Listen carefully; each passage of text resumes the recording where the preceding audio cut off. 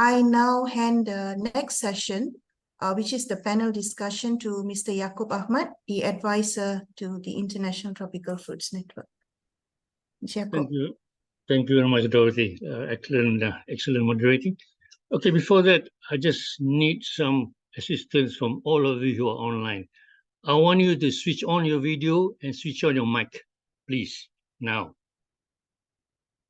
Can you please turn on your video and turn on your microphone? Is everybody on?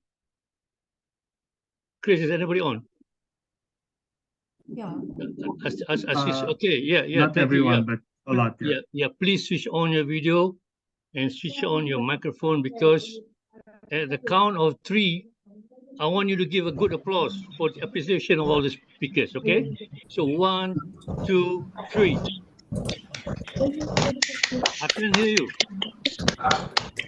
Okay. Thank you very much. Please turn off your mic. Please turn off your video now. All right. Yeah, as Dorothy mentioned earlier, excellent presentation from the speakers.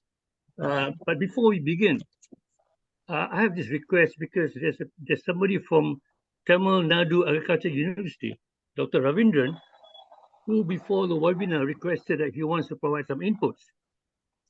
So I'd like to know, is Dr. Ravindran, are you here?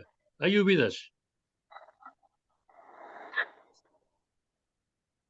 First call, second call, third call. Okay, you're not here. Thank you. All right. So right now, maybe what I'll do is I'll just recap some of the key. I think, Dorothy got up some points, but there are some key points which I think are quite important here during the presentation. And then there are some new things here.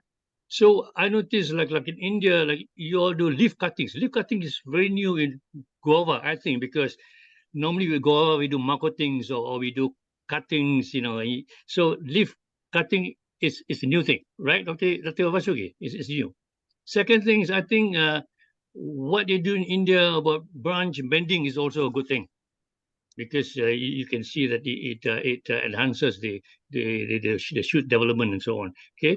And the third thing is, I think the right approach is for Guava is actually going to high density planting, which you already started. That is meadow orchard. Yeah. So I think that's a very good way to increase your yield productivity in a smaller space. Yeah. So I think those are the things which we can consider. Maybe my friends in Fiji, in Malaysia, and Indonesia, and so on. Maybe we can just think about that. It's a good thing. Yeah.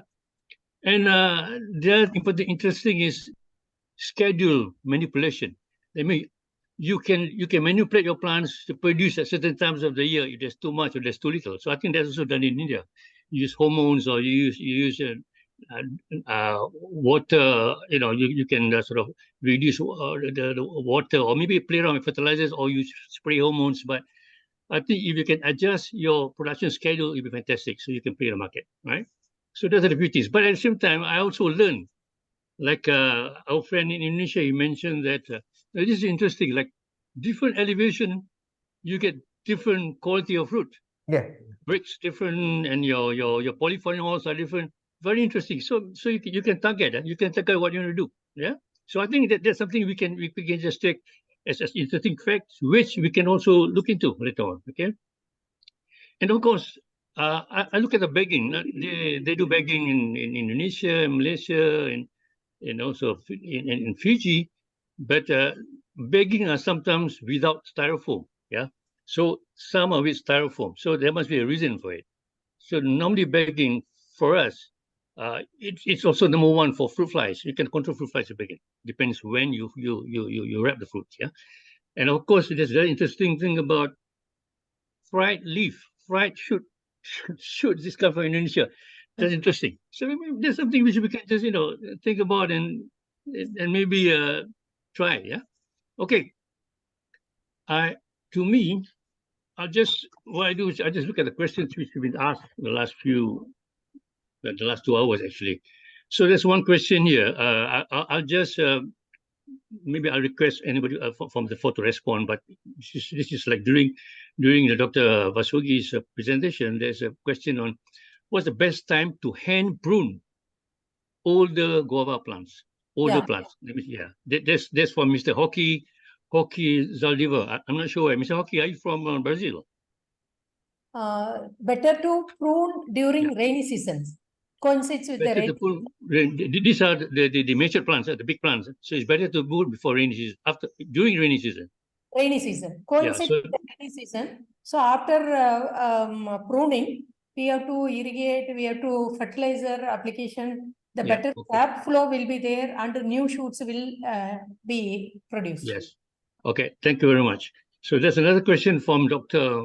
Mohan Tahir from Pakistan. His question is simple. He says, how do you control fruit fly? So, I mean, this is a big question. Yeah? Fruit fly is a big thing. So maybe, Dr. Vasugi, you can respond first. How do you control fruit flies? For fruit fly, we have to go for integrated management. This fruit fly management, it will start before the harvest of the fruits from the tree. So when the fruits are mature, the fruit flies are getting attracted and the adult fruit fly goes and punches the fruit. When you cut open the fruit after ripening, we'll see the maggots inside. So the fruit fly control should begin 30 to 45 days prior to the harvest of the fruit. Okay. So we have to install the fruit fly trap, methyl eugenol trap, 5 to 6 per acre. We should not allow the fruits to ripen on the tree because it will get attracted towards the ripened fruits. Whatever fallen fruits are there, it has to be collected and it has to be buried deep inside the soil because the source of inoculum should not be there. Because once the infected fruits falls on the ground, after ripening, when there is a rainy season, the maggots will fall into that, then it will pupate, and then new fruit fly will emerge. Yeah. Okay. Dr. Vasugi, I noticed during your presentation, I did not see any begging. So would begging help in control of fruit fly? Yeah, it will be helpful. But since Guava, the continuous crop will be there, once over after harvest, because the cropping duration, it will extend for 2 to 3 months. Yeah. So starting from here, we get winter season crop, rainy season crop. So the fruiting, when it starts, it will be extended over a period of 2.5 to 3 months. So if we have to go for bagging, we have to just find out how it is economical. And we have to select the individual fruits and we have to go for bagging. To some extent, it will be helpful, but we have to see its cost effectiveness under our condition. Okay, thank you. Dr. Sobir, do you want to comment on fruit fly management in Indonesia? Yes, firstly, we are controlling fruit fly in Indonesia. It should be a wide area management or orchard area. First, we also, as mentioned previously, we add yellow strap, and then also we spraying a kind of fipronil to the flower to prevent fipronil. Fipronil, yes, fipronil to prevent the infection of the fruit fly, and then after that we choose the goods young fruits before we bagging it, and then we spray first to prevent this infection of diseases and also infection of the infestation of the insect. And then for the Indonesia, actually we use also newspaper for red fruits, red flash fruit, and then we bag with plastic. And then, but for the crystal varieties, we use styrofoam. Yeah, styrofoam. But the styrofoam actually not the new styrofoam. Actually, the styrofoam that we collected from the supermarket unused. Oh, okay. That's It's recycle styrofoam. Recycle styrofoam. Okay, but, that's very good. That's why we only doing for crystal guava varieties, because the price of crystal guava almost 1.5 of the red guava. So that's why we are focusing using the bagging for the crystal guava. That also not only protecting from fruit fly, but also, as I mentioned before, also protecting from Sunscorch. yeah, such something like that. Okay, it is maybe. Okay, thank you, Dr. Sobir. Maybe I'll just, because fruit fly is a big thing in this region. So Yeah. maybe I ask our Malaysian colleague, Mr. Ahmad Hafiz, how do they control fruit flies in Malaysia? Yeah, same like Indonesia, we bag the fruits at the young stage of the fruits, and also do an IPM control like fruit fly trap, and we spray insecticide before we bag, and also choose the unattacked fruits before we bag to get the good quality fruits. Okay, thank you. Mr. Shalendra from Fiji, are you experiencing a problem with fruit fly, or you have a solution for it? Yeah, since we are only cultivating white guava, so it is easy to bag. We are doing fruit cleaning, and we are bagging the fruit to control fruit fly. I understand with the other varieties, the pink varieties, where the plant is all laden with fruits, it will be difficult to undertake bagging of all the fruits. So there should be some IPM technology intervention. But for us, the only remedy we are doing is bagging of fruits, and it is doing very good control. Yes. Yeah, because sometimes fruit fly, you also have to think of alternate hosts, other hosts around the area. So that's also important. So you have to read that's why it has to be a wide area kind of management system. Maybe Yes. For China, yeah, thank you. Maybe for China, Dr. Shao, if you want to respond. In China have fruit fly problem? Fruit fly. Selected good varieties and adapt matching cultivation technology technique. Use more organic fertilizer, nor herbicide. The best the bag before insecticide before bagging. So you do bagging. You put bag around the fruit. You use the bag. Fruit bagging, yeah. Bagging before using insecticide. Okay, bagging is all right. Thank you. Okay, I'll just thank you so much. I'll go to the next one. Now, this question is maybe directed towards Dr. Vasugi and maybe Indonesia.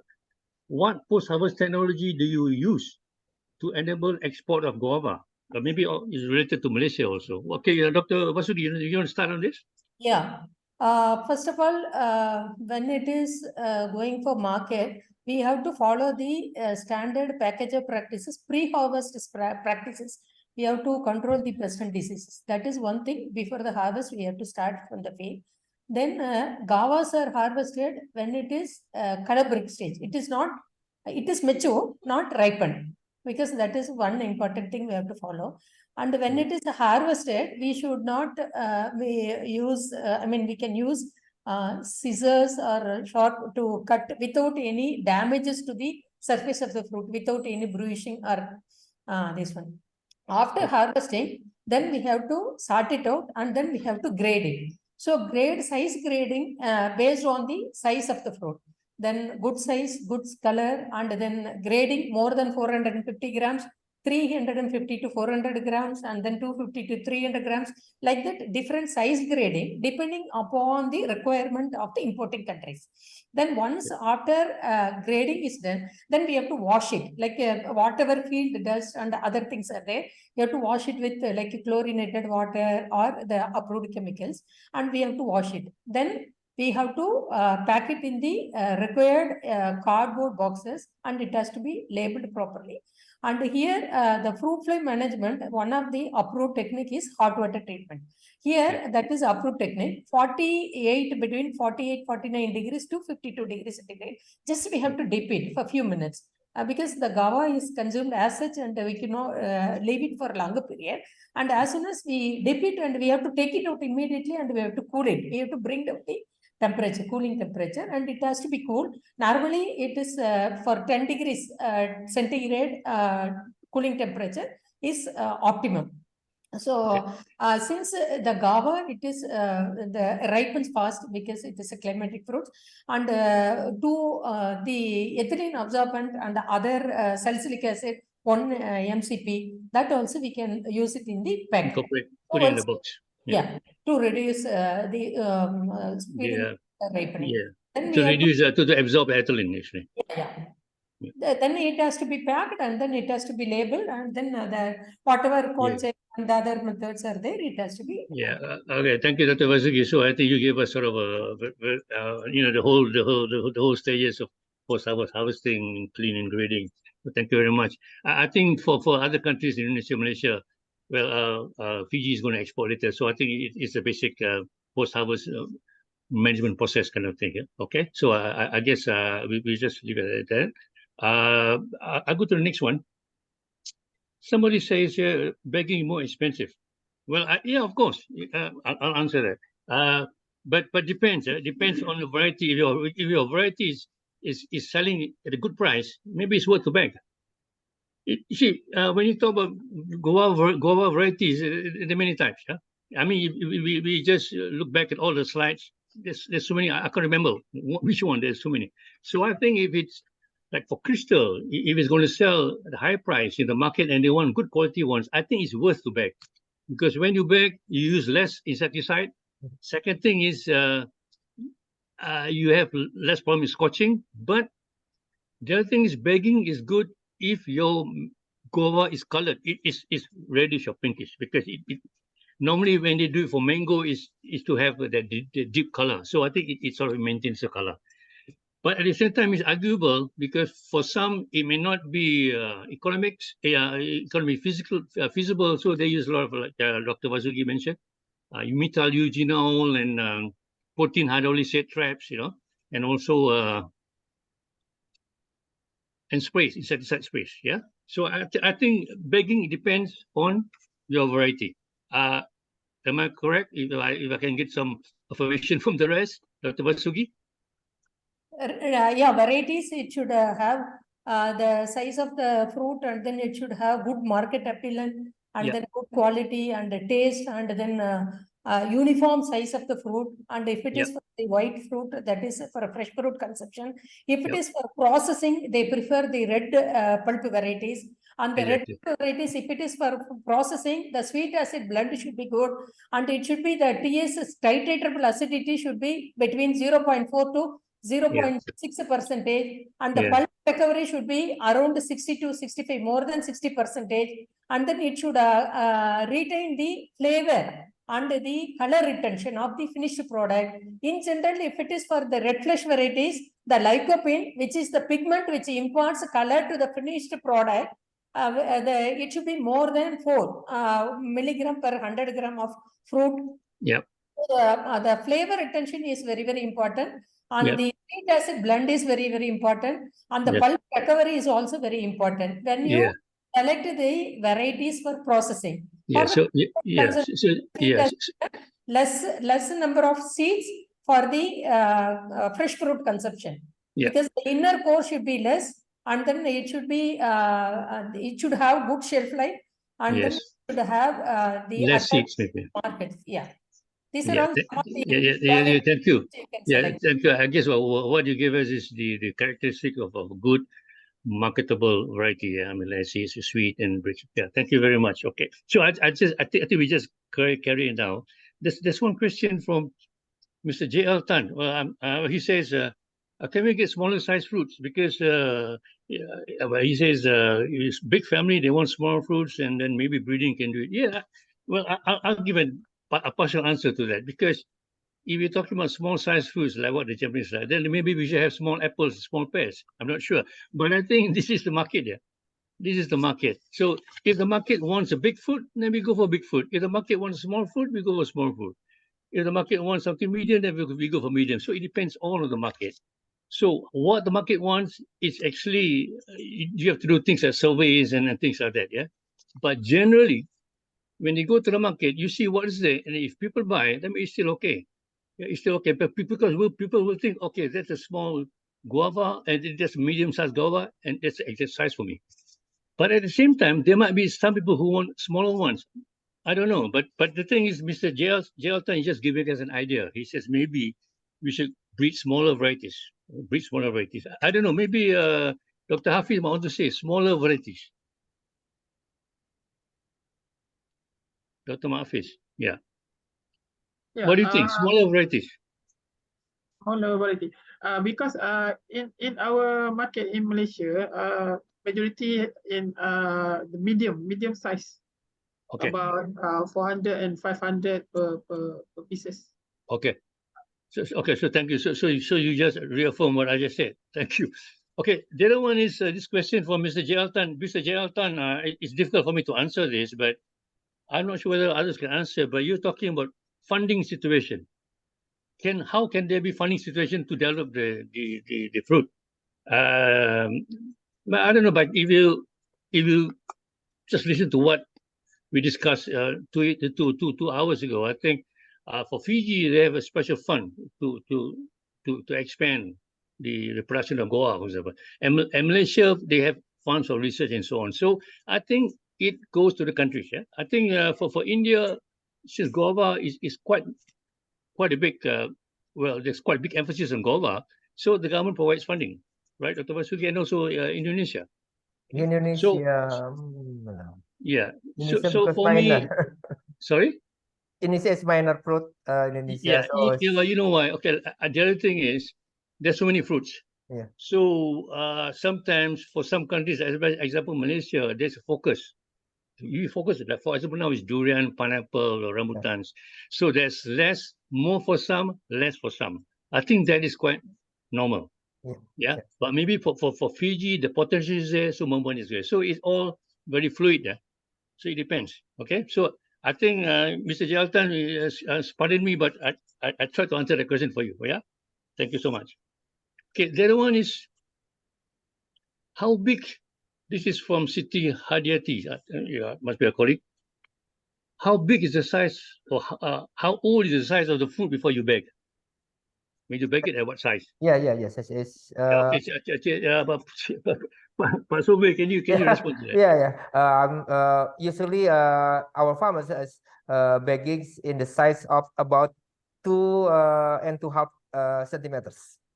The fruitlet, yeah, fruitlet. Yeah, Fruitlet size. Okay. Okay, I think that's quite standard. Unless somebody would add, Dr. Vasugi, you want anything to that? Yeah. Dr. Vasugi, is that how they do it in India? They bag is smaller fruits? Medium-sized fruits are preferred. Medium Around size? 200 grams. Before you bag it, before you bag. 180 to 200 grams, medium-sized fruits are preferred. Oh, okay. That's for the fruits, but I'm asking you if they bag the fruits, they put a bag, cover the fruit. What size of the fruit do they bag? How small is the fruit? If we reduce the number of fruits, the size of the fruits will increase. We can get up to 300 to 400 grams also. Okay. I will just. Okay, it's all right. What I'm saying is, when you do bagging, so at what size do you bagging the fruit? What size you bag it? Is it as a 3 cm size, 4 cm size? When you bag it, when you do bagging? Bigger than lime size. Bigger, okay, all right. So same in Malaysia, yeah? And in Fiji? In Fiji, we do fruit thinning, and we bag size of an egg, maybe chicken egg, you know. Oh, that's quite big. Okay. Fruits reach that size, and then we do bagging in that size. Yes. Okay. Thank you. Malaysia, how big? Big size or what? About ping pong ball size. Okay, all right. So that's quite standard for everybody, yeah. Okay. Now there's a question from Dr. Pradeep. Now, Dr. Pradeep, this question is directed to Dr. Shao. Dr. Pradeep wants to know: are there any Yeah, are there any wilt disease resistant varieties? Wilt disease resistant varieties in China? Are there any wilt disease? Wilt, W-I-L-T, wilt disease resistant varieties in China? It is local Guava. Example, Yanzhihong Guava. It is resistant disease. I'm sorry? No variety which is resistant. Local Guava in our country. Okay, no data on wilt disease. Is that okay? There's no data. Is that right? You don't have a problem with wilt disease. Yeah. Okay. Yes. Okay. All right. So there's another question by AJ. Adoptability of Mu Guava variety in China. So he wants to know the Mu Guava variety in China. Do many farmers plant that variety? Do many farmers plant that variety? Mu Guava variety in China. Mu Guava. Is it popular in China? About 10 hectares. 10 hectares. Okay, so it's not much, not many grow it. Not many people grow it. Few farmers grow it. $1 kilo. $1. $1.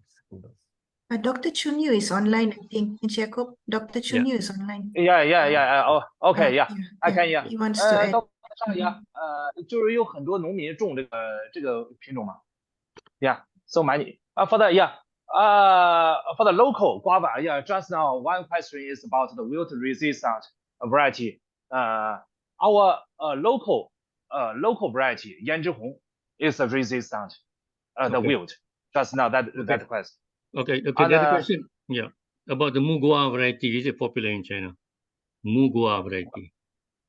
Guava is very few. Yeah, not very few. Much, yeah, few. Okay. Nowadays, the popular variety is Yanzhihong and other two, not Mu Guava variety.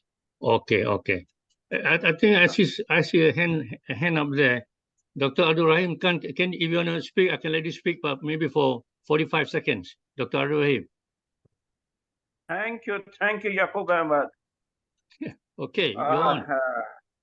I want to know the maturity indices of guava for export and for local market. Export depends on the 10 to 15 days, while the local market within a week. Please. Okay. Thank you. Dr. Rahim, where are you from? Are you from Dr. Rahim, where are you from? I am from Pakistan and post-harvest technologist. Okay, very good. So maybe I'll get he wants Dr. Khan wants to know the stage of the stage you harvested, right? Harvesting stage. Yes. Okay.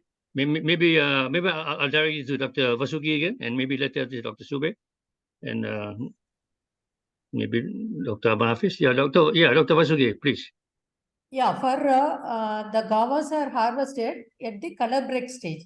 So for distance market, we should not allow the fruit to ripen on the tree. It should have been matured, and we should harvest the fruits using the sharp scissors or without damaging any bruises on the surface of the fruits. Then all other aspects I have told, grading, sorting, packing, and then the other treatment before this one, it follows. If it is for the short distance market, because guava, it ripens fast. So we have to pack it with the ethylene absorbent chemicals like salicylic acid and 1 MCP. It is also working well for to reduce the post-harvest losses and then reduce the ripening days in delaying the ripening. So these practices can be followed. Okay, is that okay for you, Dr. Rahim? Thank you, Okay, Dr. thank you. Vasugi. But Yes. I think there should be a range of breaks and the firmness of the fruit on which we can determine the life and the post-harvest life. Yeah, actually, Dr. Rahim, I think that will depend on the varieties, because some varieties are maybe early wrapping, late wrapping, so it depends on maybe the rate of ethylene production. So maybe it depends on varieties. Okay. That's good. Thank you. Thanks. So we don't have much time because we don't want people to leave. Now we have only 18 participants. So I'll just continue. There are some other questions here which I think we can direct to the speakers later, and then maybe we can communicate with those who ask some questions. So, but I must have questions, but I have no time to ask now. But maybe just one here. I just want to ask our speakers: is it good to have guava as a mixed crop? Since guava is available all the time, it is. But the thing is, it is quite relatively cheaper, affordable. So can it be intercrop with some other fruit trees which can maybe seasonal fruit trees, but which gives better profits? Yeah, because guava is there all the time. Yeah, but you have this like seasonal things like mango, for example, or durian. You put it in between. Will it help with the farmers' earnings? Thank you. Yeah, I see Dr. Vasugi listening here. Yeah, please, Dr. Vasugi. Whenever we grow guava under wide spacing, say for a conventional spacing of 5 meter by 5 meter, it takes 4 to 5 years for the canopies to interlock. So during that period, whatever interspaces it is there, it can be effectively utilized for growing short duration fruit crop like papaya. In our condition, it comes up well. So in between 2 rows of guava, the middle row we can plant papaya because it requires very only 6 feet by 6 feet or 7 feet by 7 feet. Row to row, plant to plant. It occupies very less space. So you can have a crop for 2 years or 2.5 years, depending upon the variety and the soil and conditions. And in humid conditions, you can go for pineapple as an intercrop, which you can grow for a period of 3 years. Okay. I just interject there. I'll interject there. What about if you have one acre, half acre guava and half acre some other better fruits? We can see that if there are different spacings practiced for cultivating guava. To grow this as an intercrop, this is feasible in the wider space orchard only. Okay. Or if we have to go for guava as a monocrop, we can follow different spacing, either medium density spacing 3 meter by 3 meter or 4 meter by 3 meter, 3 meter by 1.5 meter. There, within a period of 2 to 3 years, because guava being a perennial crop, it has more area canopy, that interlocking of branches will be there. So interspaces will not be there to cultivate other crops as a mixed crop. But 1 acre, we can block it and then we can grow different crops. Yes. So that the cultivation practices and other practices to be followed. Thank you. Yeah, thank you. Dr. Sobir, you want to add to that? Yes, maybe in Indonesia, because mostly our orchards, small orchard, and we are using monocultures. But usually the farmers becomes the prior to the canopy interlocking between. So before 6 months, they are planting guava, and also they are planting lookalikes in Bogor area. In our area, is they are planting sweet potato. They are planting sweet potato also kind of reduce the cost of weeding. So that's why they are weeding. Dr. Sobir, I just interject there. I'm talking about 3 crops, not vegetable. Oh, 3 crop. No, 3 crop. No, 3 crop. We are not practicing 3 crop. It's all monocrop. Yeah, I think the same in Malaysia. Yeah, Mr. Hafiz. Same in Malaysia. Yeah. Same in Malaysia. Since guava is a non-seasonal non-seasonal. It's quite close spacing to plant the fruit tree. Okay, thank you. I think it's the same for Fiji too, Mr. Shalendra. It's mostly Yeah, monocrop. Fiji, we are using spacing of 4 meter by 4 meter, and guava production is very profitable in Fiji. Farmers are getting about $30 US per kilo. So Guava. So mostly monocropping is done. Yes. So they don't need to plant some other things. It just they are fetching good price. But vegetables, they are using vegetables, not tree crops. Okay, that's good. All right. So now I think I want to close up, but before that, I have a few questions, but I'll just go to something faster here. Okay. I think I'm talking about making guava a mainstream fruit. Right now, guava is a confused fruit, because when you look in FAO data, guava is registered, is categorized under code HS code 080450, which actually are three: mango, mangosteens, and guava grouped into one, right? So when you look at statistics, it can be misleading. But I think right now FAO is trying to rectify that by putting guava separately. But right now, it is being grouped together with mangoes and mangosteen. So in that sense, it is a major fruit. But if it's alone, then we call it a minor fruit. So it's a bit confusing. But right now, for our purpose, we still consider a minor fruit. It's just that when it comes to trade data, there's a confusion. Okay, so I just want to tell you that. All right. I was talking about making guava a mainstream fruit. Maybe we should be discussing how do we, how are we going to do it? Like, for example, like Fiji has got different strategy, Indonesia different strategy, but I'm thinking like this. First of all, who consumes guava? Is it just the Asians in the diaspora, or is it everybody in the world? That's number one. Because if we export to Europe or US, who is guava? Is it the Asians or the Westerners? That's one thing, yeah. Because sometimes export starts from Asians. It's like we grow it here and we Asians abroad, and then they buy from us. Okay, that's one. So we have to look at that. But what I'm thinking now is maybe for guava, if we take the example of banana has got Cavendish. That's number one. Pineapple has got MD2.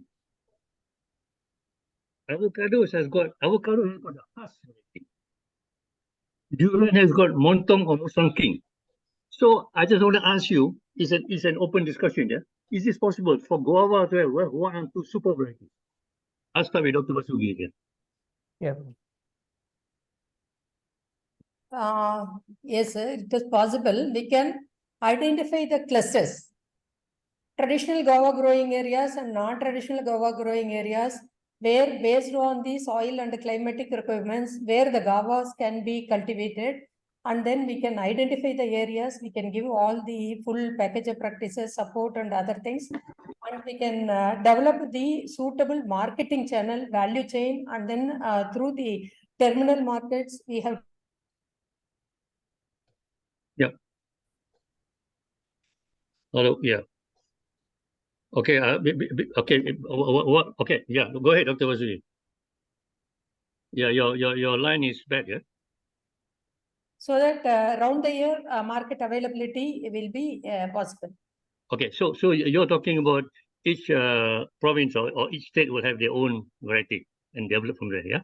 Because what I see now, there are some common variety, especially, for example, Fiji grows some from Taiwan, China grows some from Taiwan, Malaysia grows some from, I think, got some Taiwan varieties, and maybe Indonesia. Yeah, so, and these varieties are well demanded. So can we build up on these varieties since it's grown anywhere? Same variety. And maybe in India, you have some introduced from Taiwan or from other places, not only Taiwan, yeah? Maybe from Thailand or from Cambodia. So is it possible to, like, let's have a guava council where we decide for the world market, we'll do these two varieties? I'm just opening up. Okay, yeah. Dr. Sobir, you want to comment? Yeah, maybe I think we should be considered as guava as tropical eval. So that's why maybe guava type look like crystal guava is very good to introduce as guava for global market, yeah. Global market, yeah. For global markets. but we need better cultivation to increase the shelf life of guava. Okay. That's why this is the problem. So we Exactly. need, What I'm saying is that means we have to have more focus R&D on specific varieties which has were tasty, longer shelf life, medium size. So we have to focus on this kind of characteristics. Yeah. That's it. Tapi, but crystal, is the shelf life reasonable or is it not good? Not yet good. We need Okay. a little bit So now research on we that. have to eliminate. So we have to eliminate that one. Yeah. Okay. But we don't have another variety that's maybe in. All right. Okay. No, these are. I'm just posing questions. Yeah, maybe Cik Hafiz, you want to comment on that? Can we develop one super variety like MB2 and like Cavendish and like Musang King? Can we do it? Yeah, what we are doing in MARDI, we still are focusing on the seeded guava. Okay. What we have now, and looking forward for the seedless. Maybe the demand of the global, the European and also Asian, the type of guava itself, the preference, whether they prefer the seeded one or the seedless one. Okay. Thank you. I just well, this is just for discussion, but Mr. Shalin, maybe do you agree that we have just one super variety, or you think we should have many? I think we should promote guava as guava as a health fruit of guava, because this is the white guava that we are promoting is for fresh eating. Okay. No, while processing. I'll add to that. I'll add to that. So you talk about avocado. Avocado is very healthy. It is purported to be a very good nutritious food. But they have only one world variety, which is Hass, popular with Hass. So I'm asking you, can we do it for guava?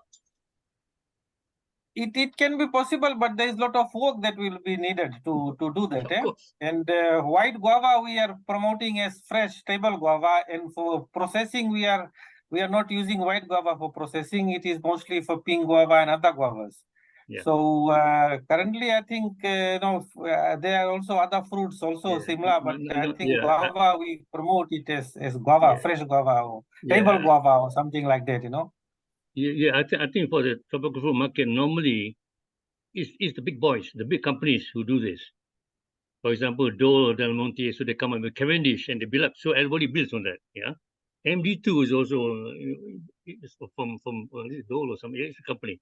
So maybe we need a big company to spur the growth of guava. I don't know. It's just discussing. So maybe for China, Dr. Shao, do you think the varieties in China is good enough to be exported? In our country, we have both, not only small hunters crop, but also dominated by big companies. Small hunters crop is mainly for tourism and picking, where the big companies for production entering the market. Okay, thank you. All right, I think we've passed the time. So what I'm going to do, maybe I'll close the session, but then again, I want to congratulate and thank you all speakers again, Dr. Vasugi, Dr. Sobir, Mr. Shalendra, Mr. Ahmad Hafiz, and Dr. Xuahoa. Thank you so much for being with us this evening. And now we have heard comprehensive presentations from all speakers, each depicting unique experiences from the countries, but also unique experience, yes, different experience, but also collectively indicating a very positive signal for the expansion of guava into the global market. So we say we get a signal, yes, there is potential in guava. Okay? And we hope in the coming years, guava will be one of those mainstream major fruit. So I just opened up a discussion just now. Maybe in a few years, 10 years, guava will be mainstream. Okay? Well, of course, it's easier said than done. But observing the global fruit trend and situations and shifting dynamics of international trade, just so you have to be careful. Geopolitics, the shifting dynamics of international trade, it may open up more opportunities for guava. in the future, yeah? What we need now are actually targeted research and development for superior varieties. Superior varieties, which I'm talking about the main varieties, efficient and innovative production and management systems, mechanization, and aggressive market promotion. We need that, okay? So I'm close to saying a guava a day, but it would sound very cliche, terribly cliche. So I'm just saying the point I like to make is we have to promote guava as a good mixture for your daily fruit intake. That means when you eat fruits, you don't eat guava every day. It has to be a mix. So we can sell guava and say, yeah, it makes a good thing for you to eat with your avocado and your papaya and everything. Okay, then again, now I'd like to thank everybody again for being online. Those who are, I think we got 65 online, including all our guests. Thank you so much. And please wait for our announcement for our next webinar next year.